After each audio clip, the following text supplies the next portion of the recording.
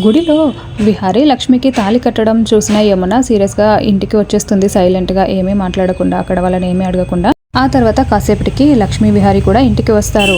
ఇంకా వాళ్ళని చూసి యమున లక్ష్మి మెడలో తాళి పట్టుకొని నీ మెడలో ఈ తాళి కట్టింది ఎవరు అని కోపంగా అడుగుతూ ఉంటుంది. యమున అలా అడగడంతో లక్ష్మి ఎంతగానో టెన్షన్ పడిపోతూ ఉంటుంది. సహస్ర కూడా ఎక్కడ విహారీ నిజం చెప్పేస్తాడో అని టెన్షన్ పడుతూ ఉంటే పద్మాక్షి, అంబిక చూస్తూ ఉంటారు.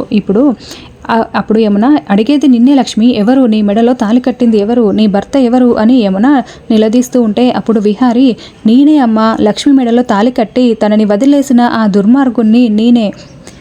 లక్ష్మికి నాకు ఎప్పుడో పెళ్ళి జరిగిపోయింది అని విహారీ అంటూ ఉంటాడు. ఇక ఆ మాటలు విన్న పద్మాక్షి షాక్ అవుతూ ఉంటుంది. సహస్ర లక్ష్మి టెన్షన్ పడుతూ ఉంటే విహారీ వైపు లక్ష్మి వైపు చాలా కోపంగా చూస్తూ ఉంటుంది. మరి యమున వీళ్ళిద్దరిని కలుపుతుందా, విడదీస్తుందా, ఏం జరగబోతుందో వచ్చే ఎపిసోడ్లో తెలుసుకుందాం. Thank you for watching.